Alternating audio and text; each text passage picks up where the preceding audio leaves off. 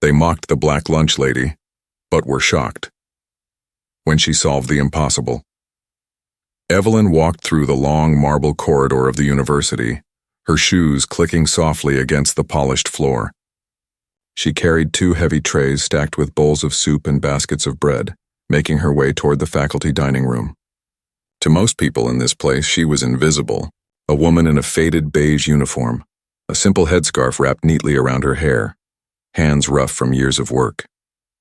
She was the lunch lady, the person who made sure meals were served on time, who cleaned up the spills, who smiled politely even when no one looked her way.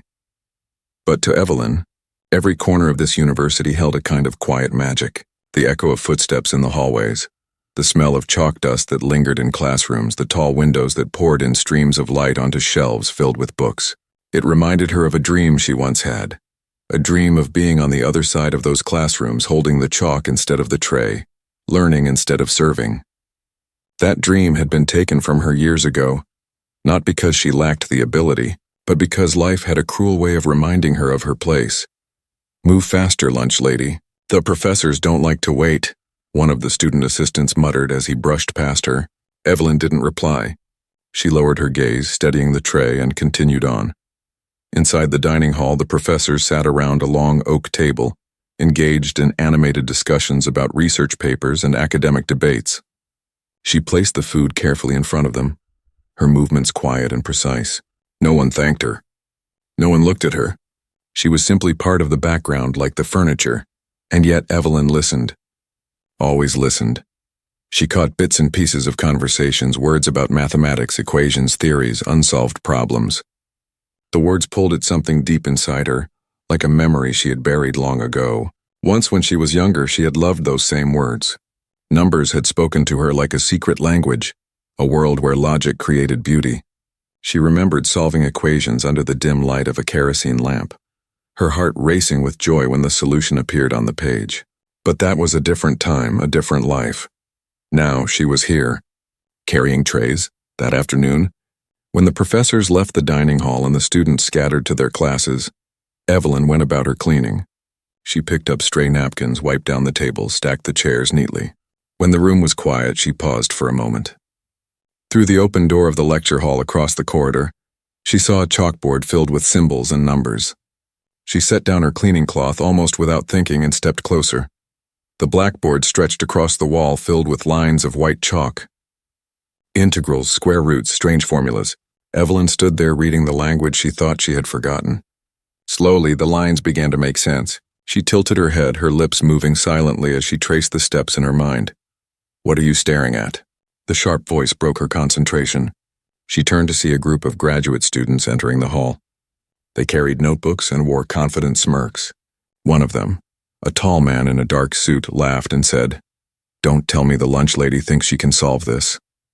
The others burst into laughter. Evelyn's cheeks warmed, but she didn't move. She stayed where she was, eyes fixed on the board. The tall student crossed his arms. "You probably can't even read half the symbols up there. This is advanced work, way out of your league." Another student chimed in. "She's probably counting spoons in her head and pretending it's math." Their laughter echoed through the hall. Evelyn felt the sting of their words, but something inside her remained calm. She turned slowly toward them and said in a quiet, steady voice, "Numbers are not owned by anyone. They belong to those who are willing to understand them." For a moment, the students were silent. Then one of them sneered, "Big words for someone who washes dishes. Why don't you prove it? Go on, solve that equation. Show us how smart you are." The others laughed again, certain they had cornered her.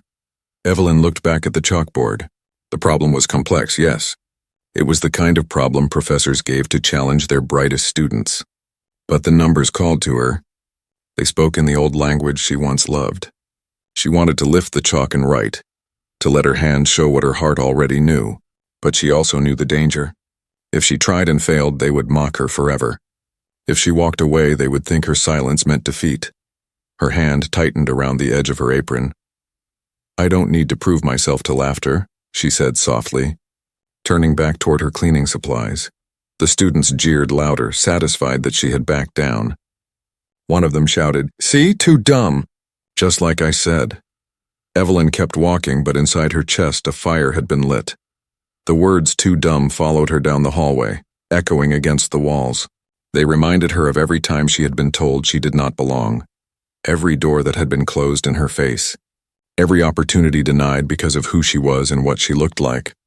That night, when she returned to her small apartment, she could not sleep. The words replayed in her mind. She sat at her kitchen table, staring at a blank piece of paper. Finally, she reached into an old box she kept in her closet. Inside were books she had saved from her youth, worn textbooks with cracked spines and faded covers. She pulled them out one by one and opened the first page. The numbers were still there. The language was still alive. For hours she studied by the dim light of a lamp, her pencil scratching across the page as if time had reversed. Memories returned. The thrill of discovery, the clarity of logic, the joy of solving what seemed impossible. Evelyn smiled to herself, realizing that the fire inside her had never truly died. It had only been waiting. The next day, when she walked back into the university, she carried herself differently. Her uniform was the same, her work was the same, but in her eyes there was a new determination. She was not just a lunch lady. She was a woman who still held the language of numbers in her hands, a woman who would not let laughter define her. And though no one else knew it yet, Evelyn had already begun a journey. A journey that would prove every mocking word wrong. Because sometimes the quietest person in the room is the one holding the loudest truth. The next week moved slowly for Evelyn. Each morning she rose before the sun, tied her scarf neatly around her head, and headed to the university. On the outside, nothing seemed different. She still carried trays, poured coffee, and swept up crumbs. But inside, something had shifted. She had opened those old books, traced her pencil across faded pages, and remembered who she used to be. At night, while others rested, she studied. She sat at her kitchen table with her glasses slipping down her nose, the lamplight casting long shadows across the paper.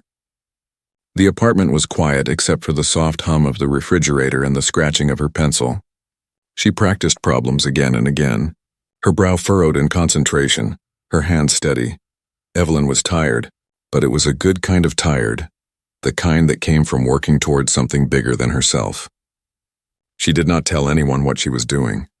This was her secret, her fire. Still, she knew the students had not forgotten their laughter. One afternoon, as Evelyn was carrying plates into the dining hall, she heard whispers. A group of graduate students sat at a table, their notebooks open, their voices low but sharp enough for her to catch. "Did you see her face last time? She actually thought she could understand the board. She'll never try again. People like her don't belong in math. They belong in the kitchen. She's probably too scared now." Evelyn's hands tightened around the tray, but she said nothing. She set the plates down gently and walked away. Her silence only made their laughter louder. That same evening, fate had a way of testing her resolve. Professor Whitman, one of the most respected scholars at the university, was giving a lecture in the main hall. Students filled the rows, notebooks ready, their eyes fixed on the board as he wrote a long, winding equation. It was a problem known for its difficulty, one that most students avoided even attempting. Evelyn, tasked with cleaning the hall after, lingered in the back. She kept her head low, pretending to check the bins, but her ears caught every word. The professor explained the theory, the obstacles, the possible approaches. His chalk screeched as he paused, leaving the final step unfinished. "This," he said, turning to the room, "is a problem unsolved by most of you. Whoever finds the solution will have my respect." The students scribbled furiously, some whispering in doubt, others looking confident. And then, just as the class ended, one of the students spotted Evelyn near the door. It was the same tall young man from before. His grin spread wide. "Hey, Professor," he called out, his voice loud enough for everyone to hear. "Why not let the lunch lady have a try? She was staring at the board last week like she understood something." The hall erupted in laughter. Dozens of eyes turned toward her. Evelyn froze, her heart thudding in her chest. Professor Whitman raised his brows, surprised by the suggestion. He looked at Evelyn, then back at the students. Now, he said, his tone stern. "There is no need to mock someone who works hard here. Show respect." But the students pushed further. "If she thinks she can read it, let her prove it," another said. "She said numbers belong to anyone who understands them, didn't she?" More laughter. More jeers. Evelyn's face burned. She wanted to run, to disappear into the shadows where she always lived. But something inside her refused. She stepped forward. The laughter faltered for a moment as she walked toward the board. Her hands trembled slightly, but her voice was calm when she spoke. "You ask me to prove myself," she said.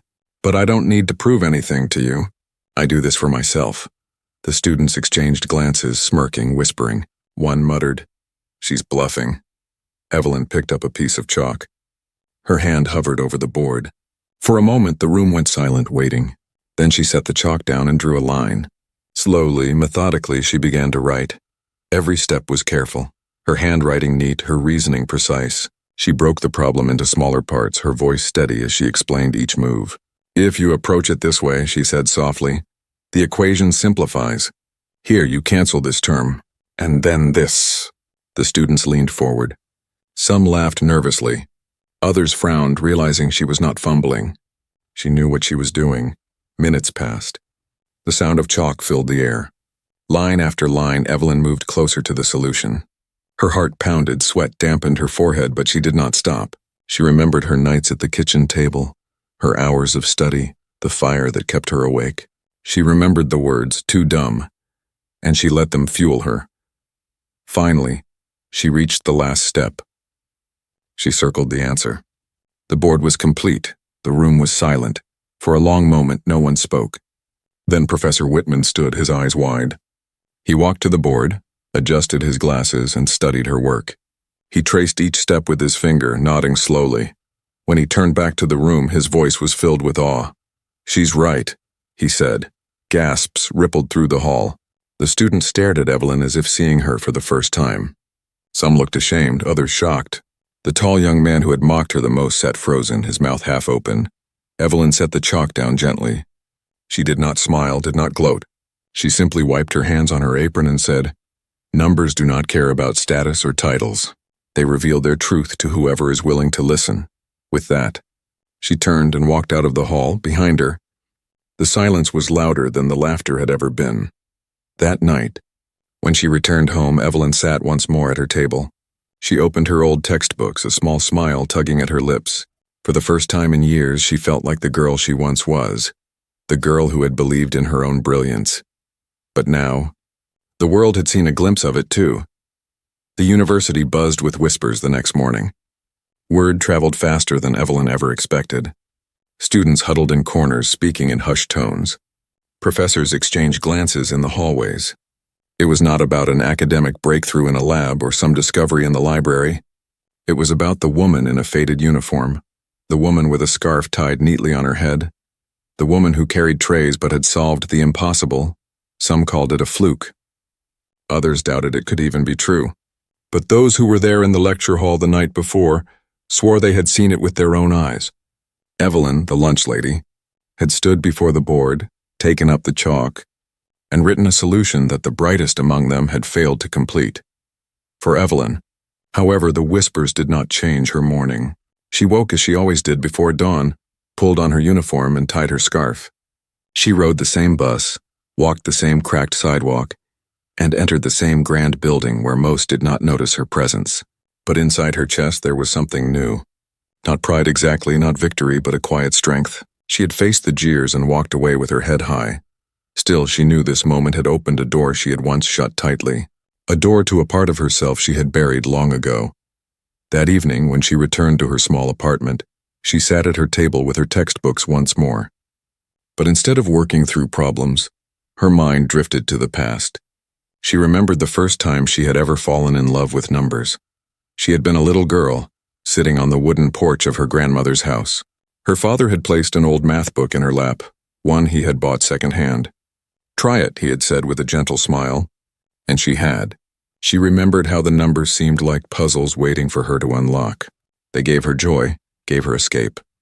In school, she was always the girl who raised her hand too quickly, the girl who solved problems before others even finished reading them.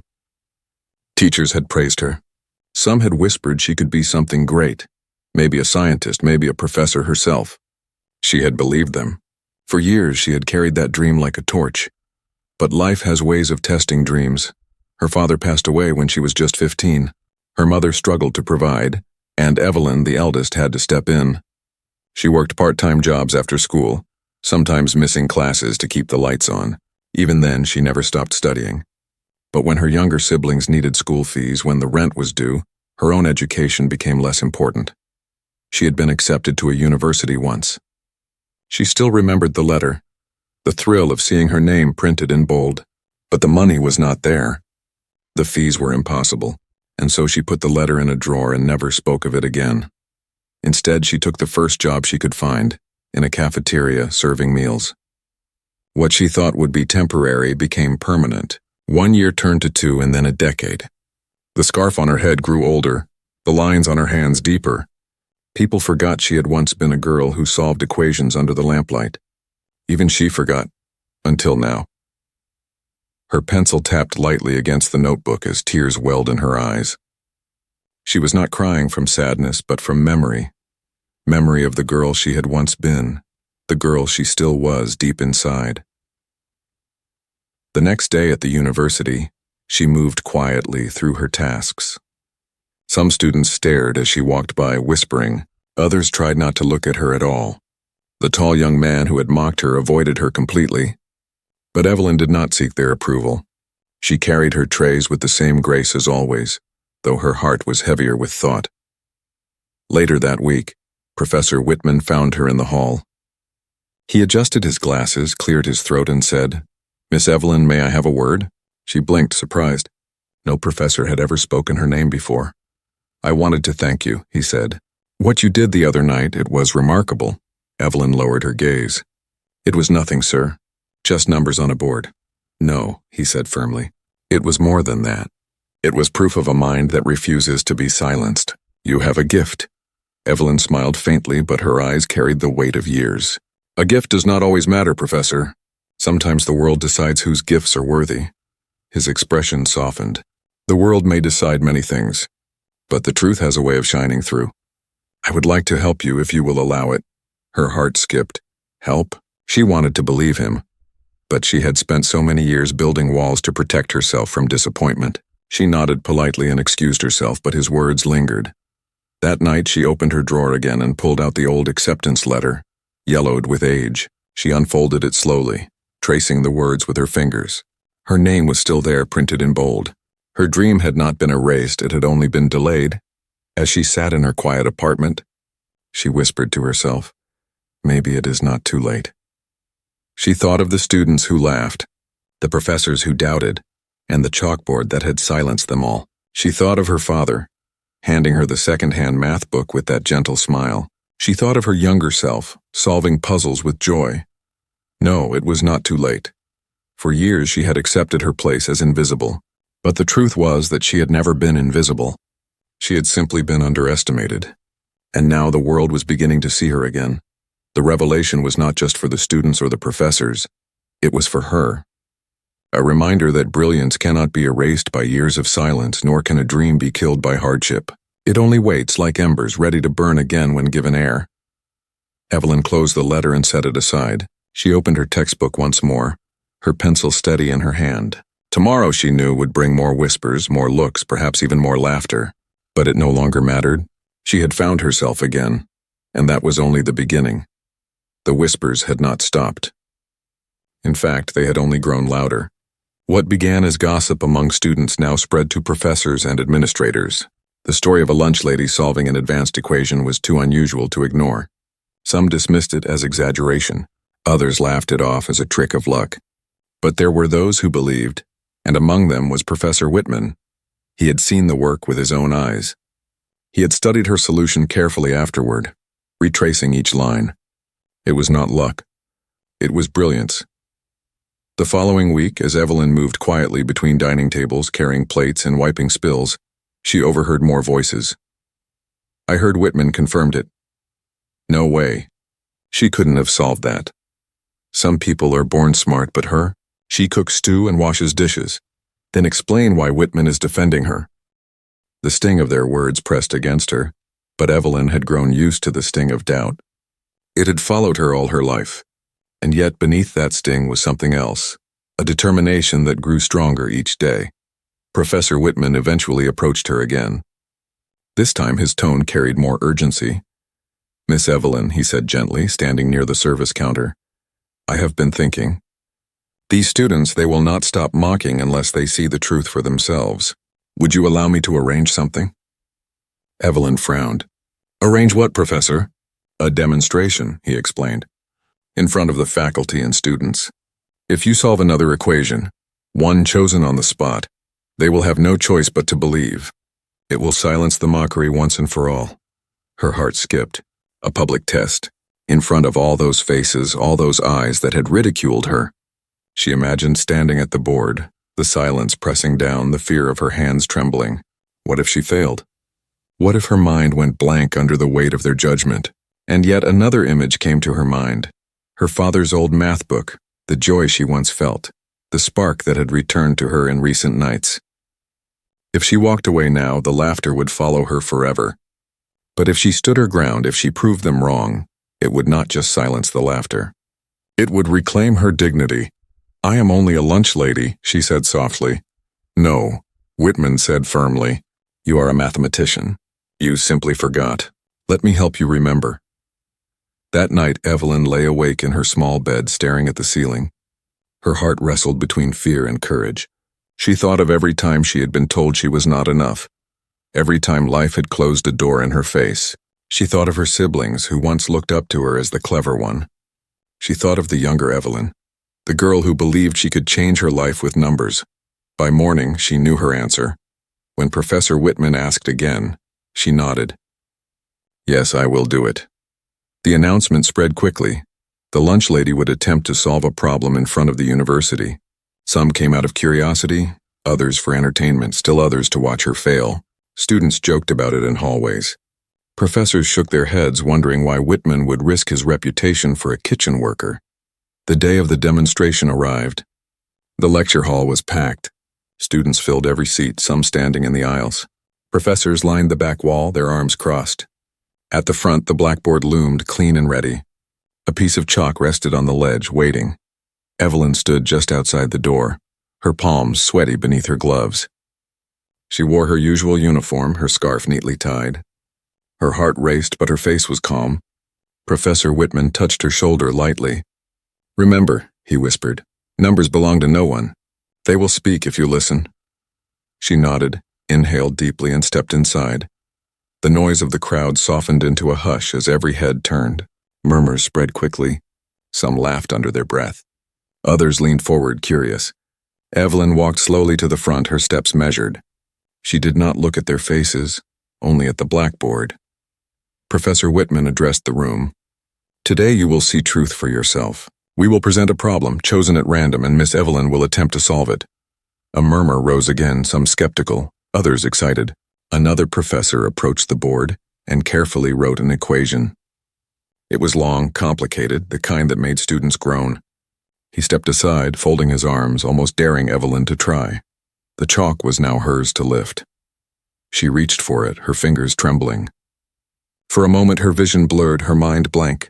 A wave of doubt crashed over her. The room seemed to close in, the whispering voices, the eyes watching, the laughter she feared. Then she heard another voice. Not from the crowd, not from Whitman. From memory, her father's voice. Numbers are puzzles, Evelyn. Do not fear them.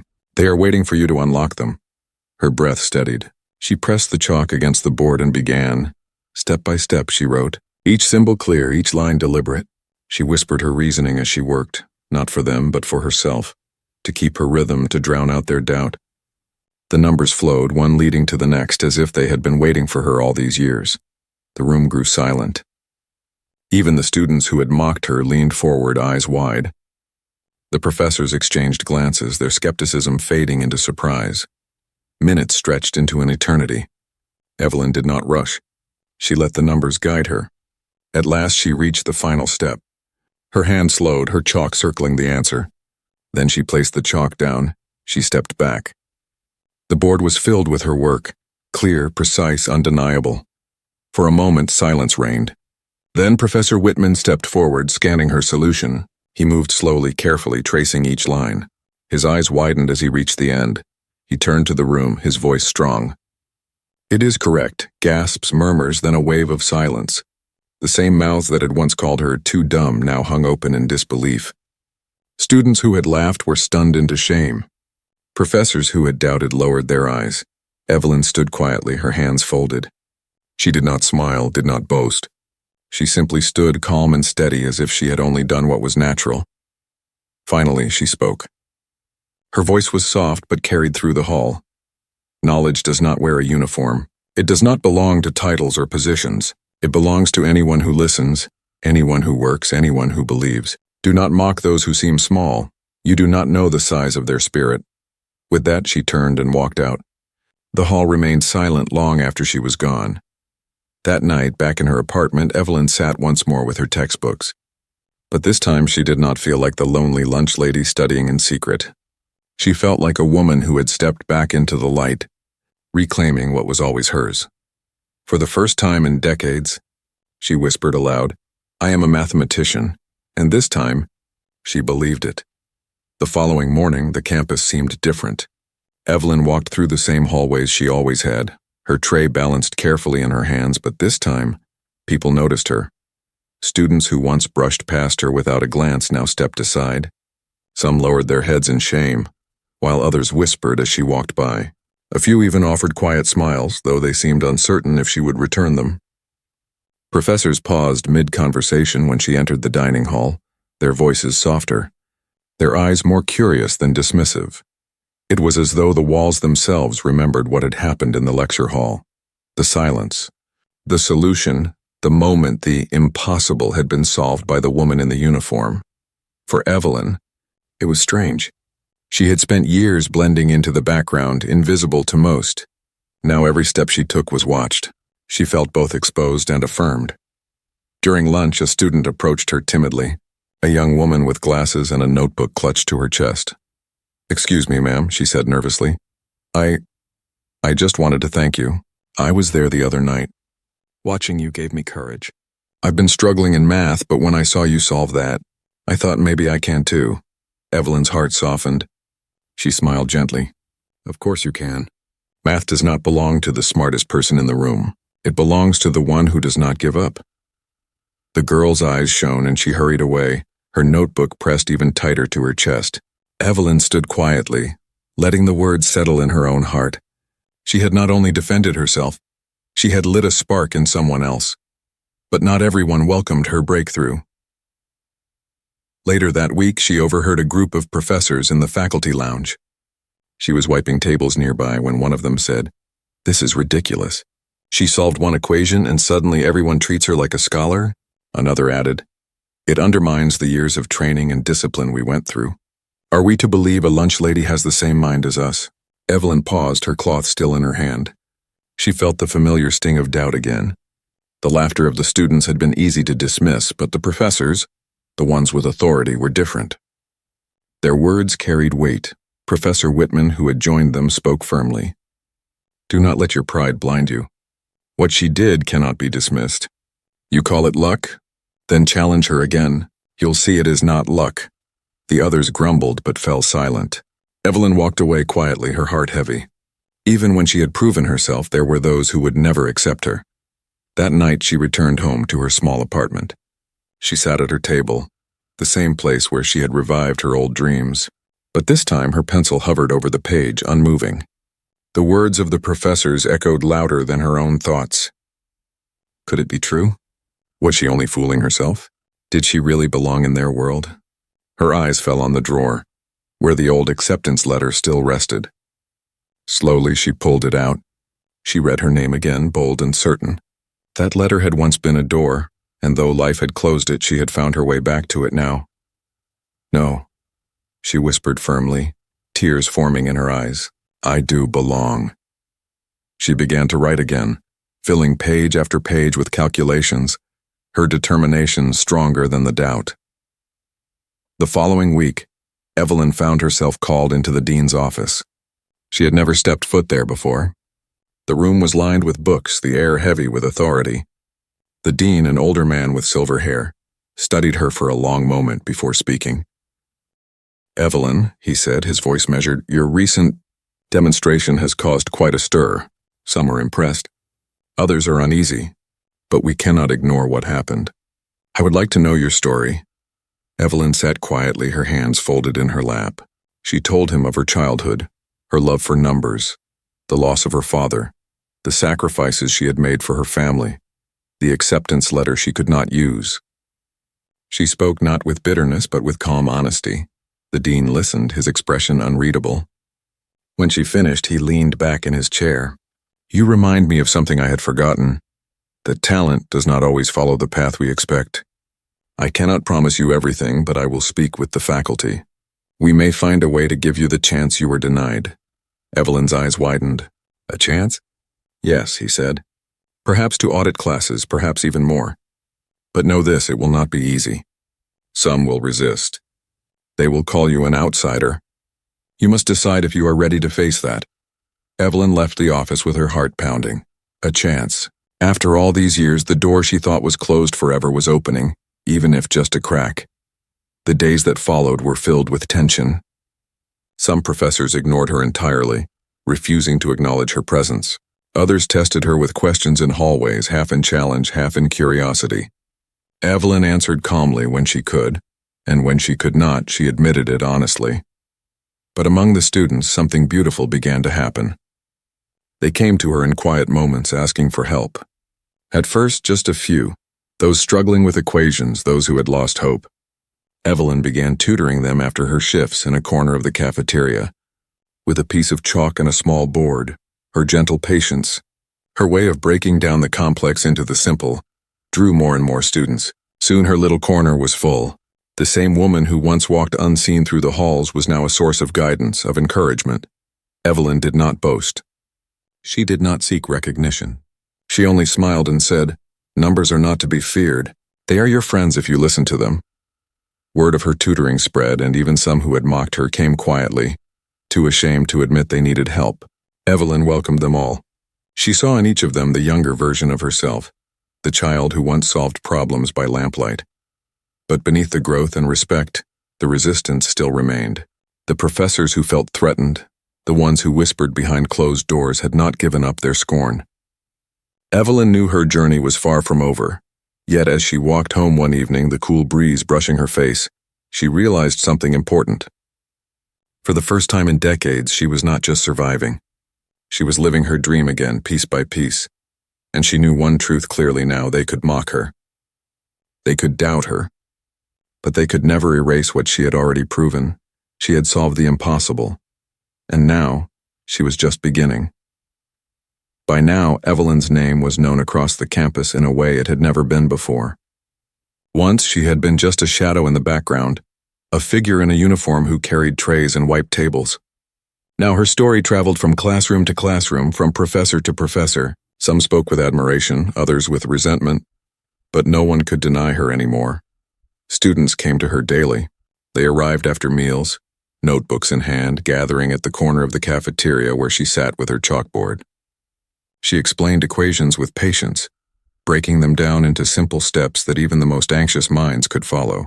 Her words carried warmth, not superiority. "You see," she would say softly, her hand guiding the chalk, "this number here, it isn't against you. It only looks complicated until you listen carefully. Then it becomes your friend." Her students smiled, encouraged. Some who had once feared math now found themselves eager to try. Others discovered confidence they had never known. Evelyn saw herself reflected in their joy, the girl she had once been, the girl who had never been given a chance to shine. But with her growing influence came growing opposition. Behind closed doors, some professors gathered in frustration. "This is absurd," one muttered, pacing. "A cafeteria worker taking our students, teaching them as though she belongs in our ranks." "She embarrasses us," another added. "What message does it send?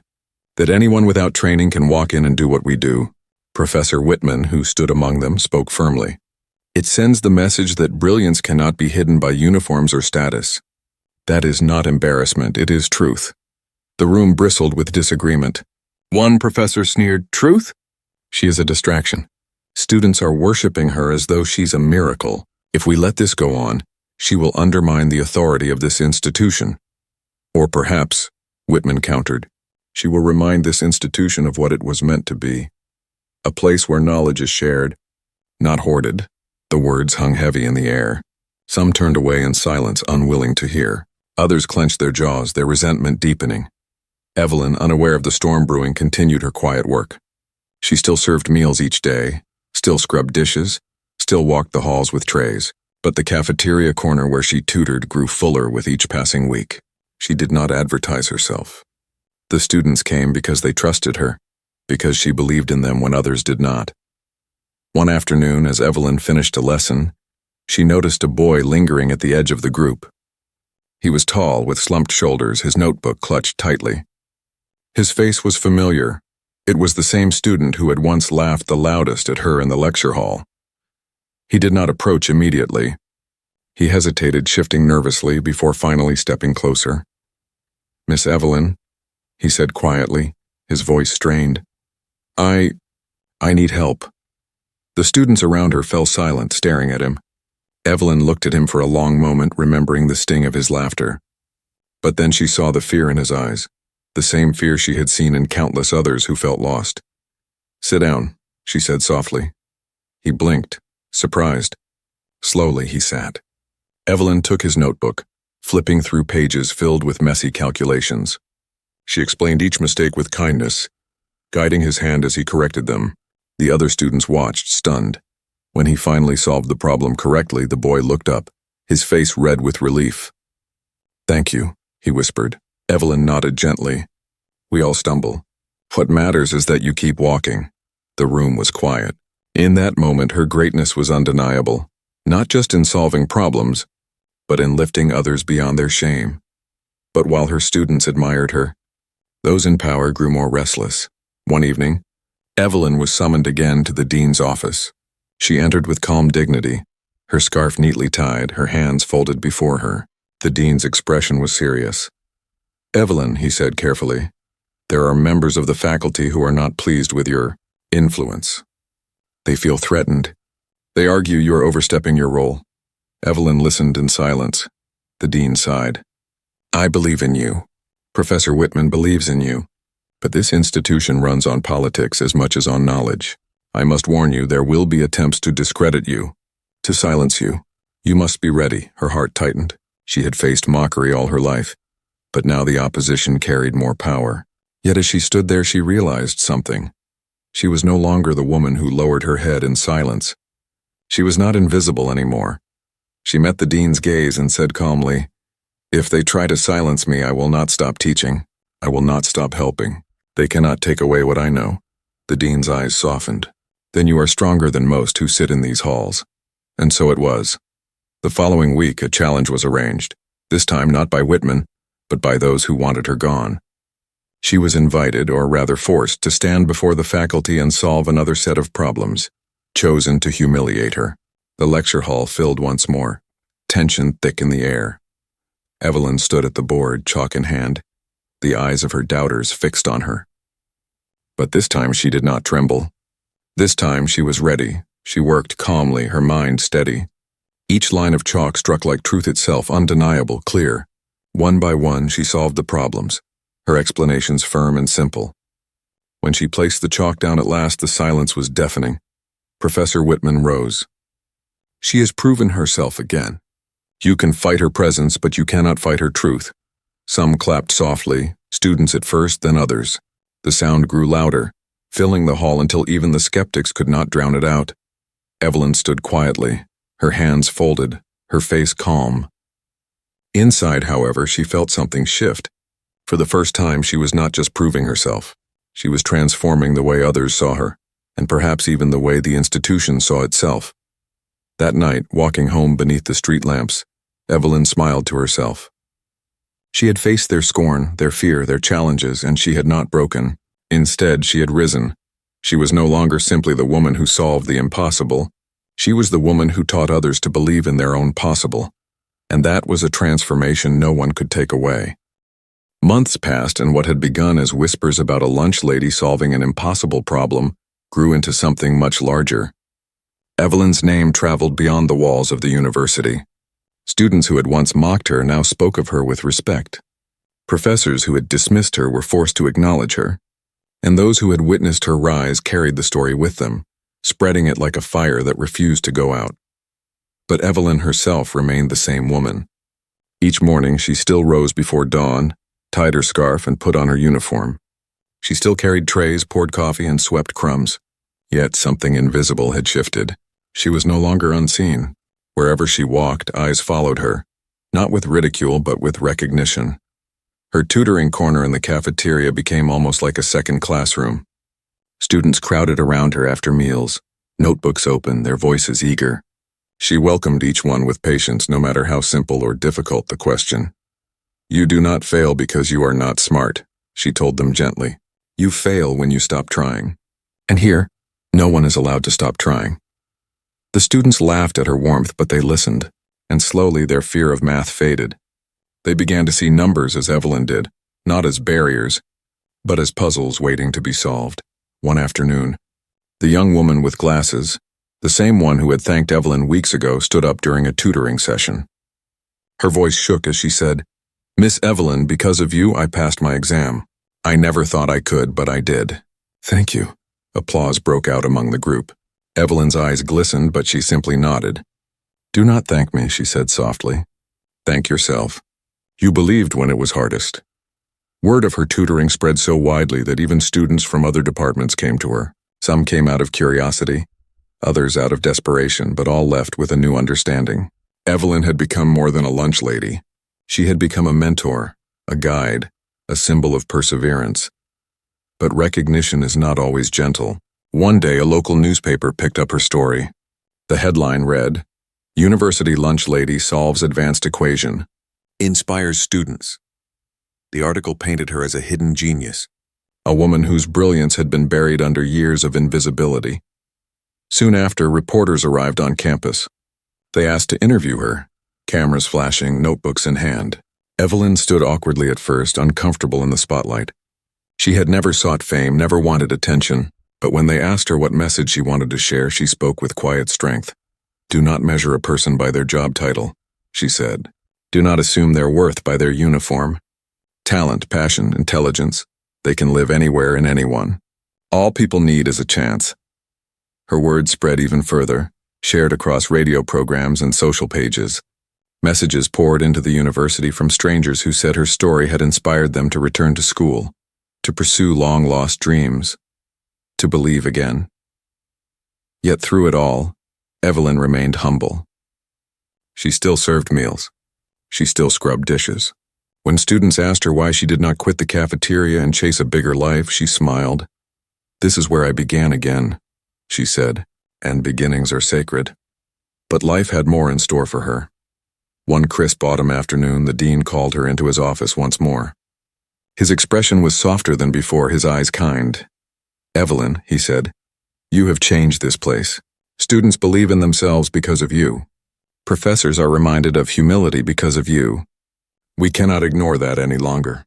I have spoken with the board. We would like to offer you something." She held her breath, her hands clasped tightly in her lap. "We would like to grant you the opportunity to officially enroll," he said, "not as a worker but as a student. You have earned the right that was once denied to you." For a long moment, Evelyn could not speak. Tears welled in her eyes, and she pressed a hand to her mouth. The acceptance letter she had once folded away, the dream she had buried under years of sacrifice, it was being given back to her. Her voice trembled as she whispered, "Thank you." The news shook the campus.